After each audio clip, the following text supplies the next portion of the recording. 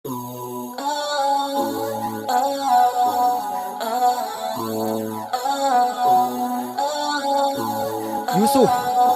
wahai orang yang sangat dipercaya, terangkanlah kepada kami takwil mimpi tentang 7 ekor sapi betina yang gemuk yang dimakan oleh 7 ekor sapi betina yang tahun di mana manusia diberi hujan dengan cukup, dan pada masa itu mereka memeras anggur. Kita semua merasakan bahwa dunia hari ini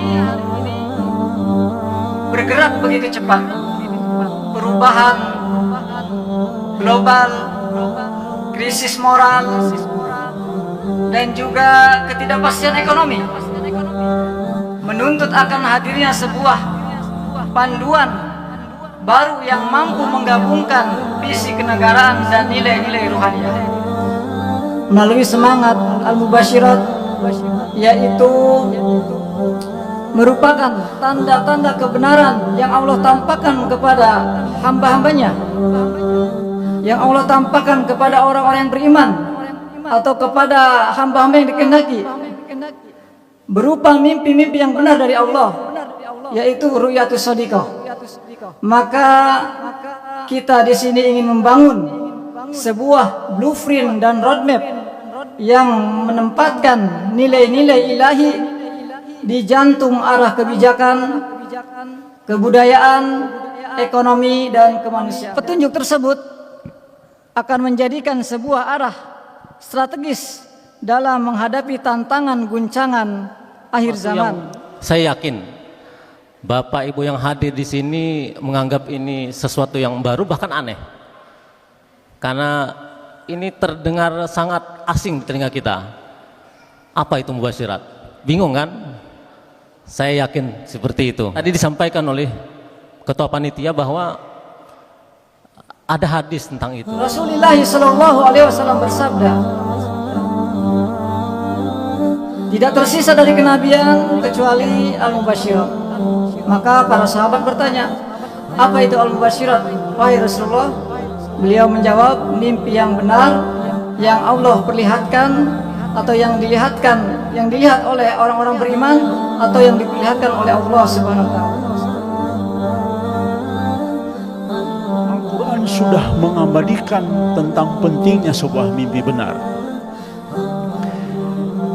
Kita tahu bahwa di zaman Raja Mesir ada mimpi tentang sapi kurus memakan sapi gemuk, dan itu artinya bahwa raja ini bukan muslim dan bukan nabi, tetapi ini menjadi sebuah mimpi yang diabadikan dalam Quran, di mana jelas informasinya adalah untuk menghadapi fase kekeringan selama 7 tahun. Jadi di dalam Al-Quran pun diabadikan bahwa walaupun bukan nabi, bahkan non-muslim, rajanya belum masuk Islam, diberikan mimpi. Dan ternyata mimpi ini merupakan menjadi blueprint dan roadmap untuk negara agar terhindar dari fase kekeringan dan paceklik selama 7 tahun. Nah, ini bukti sejarah di dalam Quran bahwa mimpi menjadi roadmap untuk solusi sebuah bangsa agar terhindar dari kekeringan. Jadi jelas di dalam Al-Quran pun diabadikan bahwa mimpi itu memiliki hikmah pribadi dan sosial, di mana tergambarlah mubasyirat memiliki fungsi baik negara, karena yang mimpi adalah raja, lalu kemudian pribadi dan sosial dikaitkan dengan personal. Langkah-langkah bagus itu, dan kemudian pertumbuhannya juga bagus dibanding negara lain Indonesia itu. Jadi artinya Indonesia hebat bertumbuh ya. Nah sekarang pertanyaannya adalah, bisakah ekonomi Indonesia tetap tumbuh ketika dunia stagnan? Jadi berhenti itu stagnan, bukan kolab ya. Jadi bisakah ekonomi Indonesia tetap tumbuh ketika dunia itu stagnan? Seperti kondisi saat ini nih, mulai stagnan. Yang ketiga, bisakah kita bertahan saat bencana alam terjadi?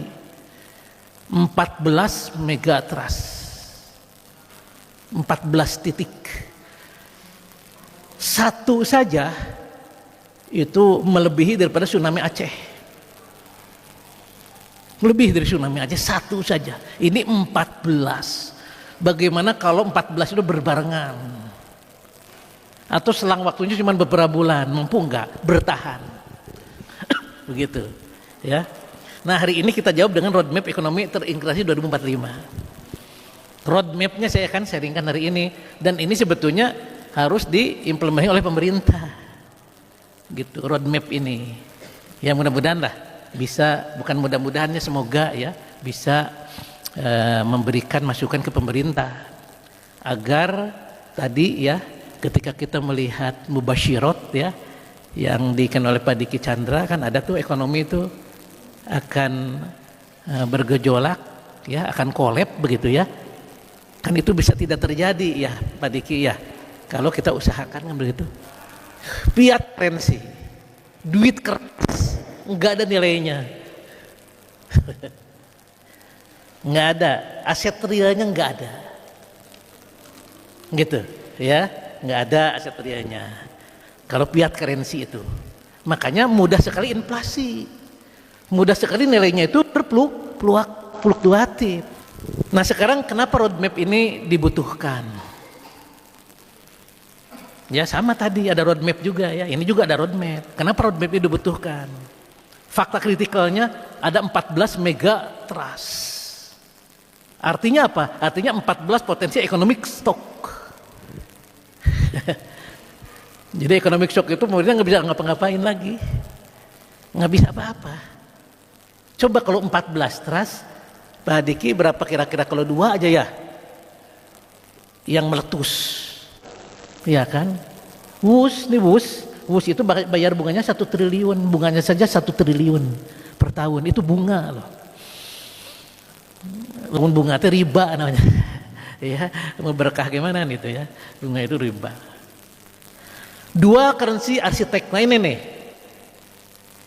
2 currency arsitek, rupiah tetap ada, itu fiat liquidity boleh. Rupiah tetap ada, tapi rupiah gold strategic trade reserve.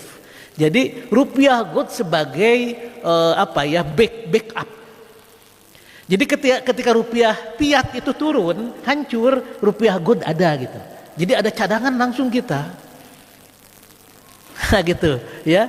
Jadi mau Amerika mau bagaimanapun, dunia mau bagaimanapun gitu kan, untuk nurunin rupiah nggak bisa karena ada rupiah gold. Emas nilainya tidak pernah berubah. Apa ada emasnya sekarang mana naik, yang naik itu bukan emas tapi yang turun itu rupiah. Ekonomi kita kuat ya, inflasi udah pasti terkendali, emas nggak akan inflasi ya. Krisis tidak mengguncang mata uang, mau krisis bagaimanapun, mau si Soros mau beli dolar semuanya supaya rupiah terpuruk, mangga sudah mandiri lah ya, jadi tidak mampu lagi dirubah oleh orang lain. Gitu, karena kita sudah semi gold based rupiah system, gitu. Jadi rupiah itu udah di backup sama emas. Saya ada satu gagasan. Ini gagasan nih untuk pemerintahan siapa nanti saya nggak tahu ya. Kalau pemerintahan Pak Prabowo sekarang boleh, kalau Pak Prabowo mau gitu ya. Ini namanya adalah snowball business model. Namanya snowball business model. Jadi roadmap tadi harus dimulai dari bawah. 2026 mulai dari bawah nih, snowball business model. Tujuan apa? Menjadikan ini kan sekarang ada koperasi desa ya, koperasi merah putih ya. Saya sarankan di koperasi aja dulu deh, ya, karena koperasi kan soko guru katanya ekonomi katanya ya, kata Bung Hatta ya. Menjadikan anggota koperasi sebagai produsen. Jadi snowball business model itu bagaimana, kan biasanya anggota koperasi itu konsumtif, beli di koperasi biasanya begitu, beli Pak. Kemudian pinjam duit berbunga, ya kan, di koperasi bunganya lebih gede itu bunga bank, kan begitu ya, pinjam duit Kan begitu koperasi biasanya begitu. Nah sekarang di SBM ini, ya kita sebut SBM ya, Sustainable Business Model itu SBM. Di SBM ini konsumen didorong untuk menjadi produsen. Ulah meuli wae dagang atuh gitulah. Jangan beli saja, tetapi juga jadi pengusaha. Jadi semua anggota koperasi jadi pengusaha. Itu kuncinya. Kalau ingin ekonomi bertumbuh dari bawah. Begini, kita sama-sama tahu bahwa berbagai peristiwa ke depan itu sangat singkat. Kita juga tahu sisa umur umat Islam kalau lihat tidak sampai 1000 tahun, 1500 tahun, berarti tinggal 17 tahun lagi. Kemudian ada peristiwa besar, yaitu Malhamah Kubro, kemudian muncul perang dengan Dajjal, ya. Peristiwa-peristiwa besar yang sudah dinubuahkan oleh baginda Nabi Muhammad SAW. Dan nubuah Nabi kan pasti benar, tidak mungkin tidak benar. Saya pertama barangkali meminta Prof. Nandan untuk memikirkan yang lebih ekstrim, out of the box. Karena kalau kita lihat sistem ini kan keadaan normal itu ya. Dan itu mungkin tidak bisa diraih dalam waktu cepat karena sistematisnya kan dari bawah bikin kelompok-kelompok. Namun yang kita hadapi ke depan ini kan situasi yang tidak normal. Pemerintahan Al-Mahdi saja cuma 7 tahun. Nah, sepertinya tidak akan terkejar dengan sisa waktu yang ada. Nah, jadi mungkin yang perlu dipikirkan Prof. Nanda nanti, dan insya Allah sepertinya sangat diharapkan untuk membuat terobosan dengan karya di atas profesor gitu, Prof. Kalau sekarang kan sudah profesor. Nah, kalau ekstrim atau out of the box kan di atas profesor. Harus ada satu konsep mungkin seperti itu, Prof. Jadi jalan keluar ekonomi makro kita dengan waktu yang penuh dengan dinamika ke depan, waktu yang sempit. Berarti kalau 1500 tahun berarti harus ada konsep yang cepat gitu kan. Nah, berarti kalau usul saya sih usul aja nih ya. Yang saya terpikir sekarang itulah mulai dari hal yang kecil, mulai dari kita, ya kan, mulai sekarang, gitu. Misalkan contoh nih, kita ada komunitas, mulai dari komunitas kita lah. Yang penting komunitas itu tetap Pancasila dan Undang-Undang 45 gitu aja, ya kan? Kita komunitas, mulai dari komunitas itu. Nah, boleh dari komunitas coba currency dirubah, gitu. Mulai dari sana. Coba ekonomi dibangun di komunitas itu, gitu.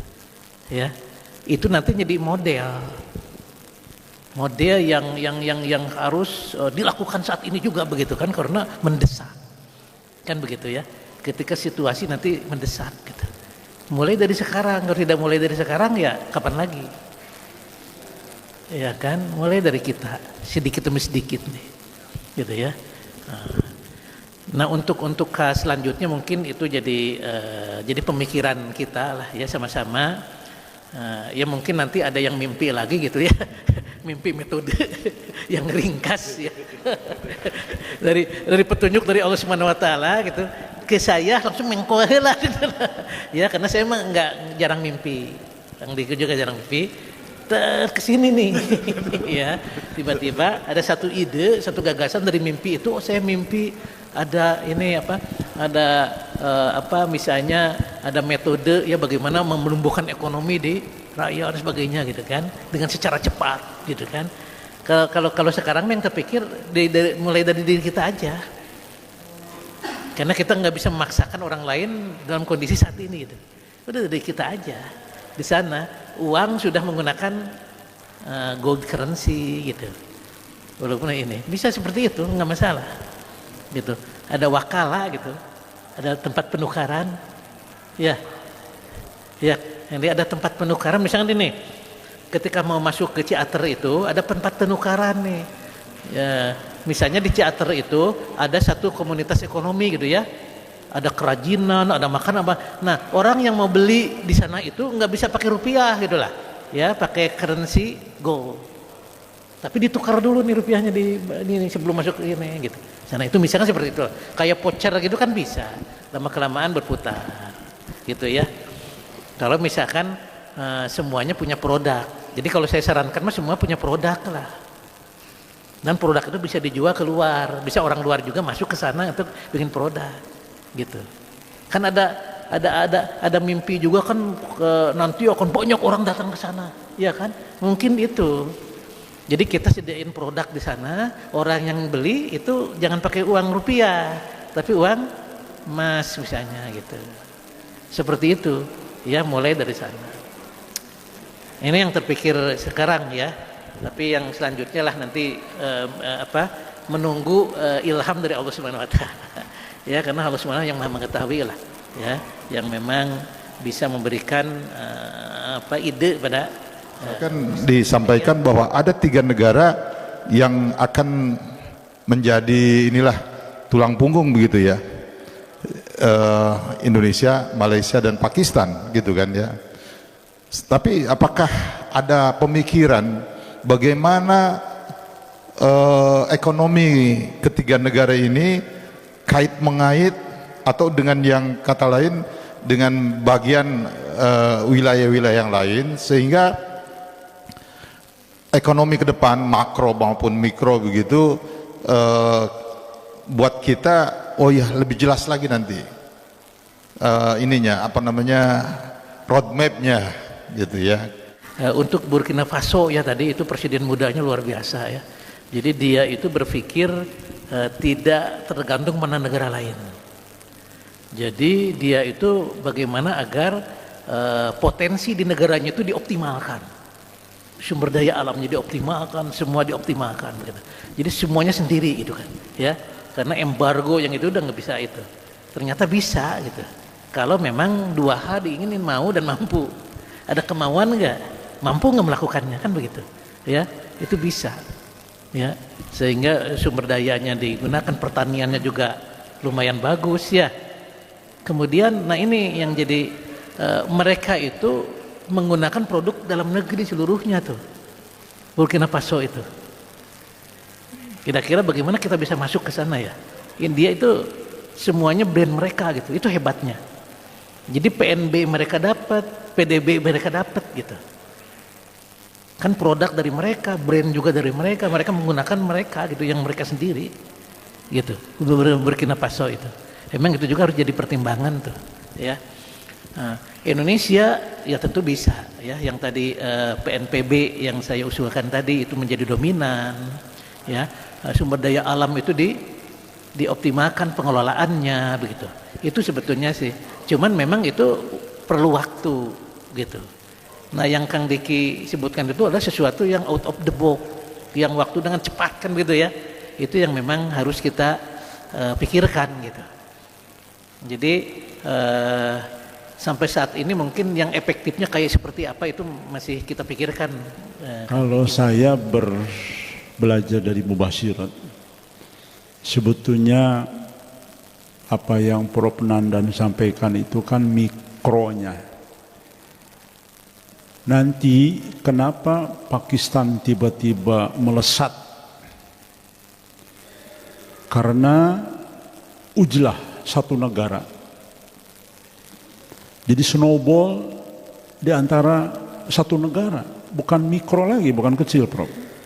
Nah, itulah yang disebut dengan out of the box. Jadi begini, jika saya nih jadi presiden, maka bisa jadi saya keluar dari PBB. Saya mengurung diri Indonesia, tidak jual beli dengan orang lain.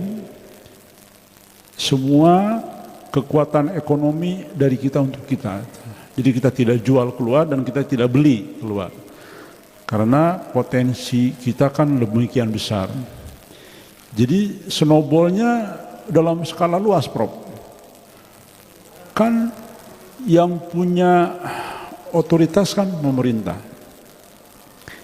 Dan kebetulan tidak ada undang-undang dunia yang melarang kita tidak beli dari negara lain dan kita tidak jual ke negara lain. Kan tidak ada, bebas, Prof.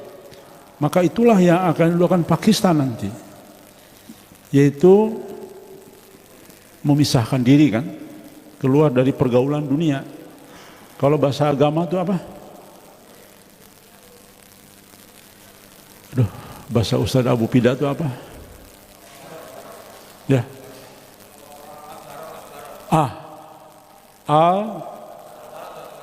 Al-walo wabaro. Jadi coba Prof kan insya Allah jadi menteri nanti nih. Di zamannya nanti, bukan zaman ini nih. Coba Prof konsepkan itu. Karena pasti benar, Prof. Jadi kenapa Pakistan tiba-tiba setelah mengasingkan diri keluar dari semua pergaulan dunia, dia melesat? Karena snowball yang Prof sampaikan, tapi dalam skala satu negara.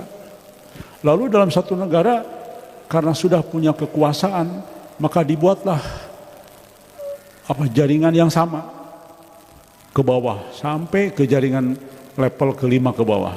Itu mungkin seperti tadi Ustadz Padli, hanya waktu 2 tahun bisa, bahkan tidak ada lagi yang cakat. Coba ini out of the box, Prof. Ya, saya barusan dapat inspirasi, Prof yang coba mengonsepkan, yang analis, ya. Nah gitu, Prof. Ya, itu landasan dari Mubasyirat kan. Dari orang yang dapat petunjuk bahwa Pakistan dalam waktu cepat, dan Indonesia kan CS-nya nanti bisa jadi begitu, Prof. Nanti demikian saya kira. Apalagi kalau Kang Diki jadi presiden, ya bisa membuat regulasi kan, ya kan, regulasi seperti itu, karena harus ada regulasinya gitu, ya, gitu. Yang untuk yang menjadi pembantunya Kang Diki ya siapa saja lah.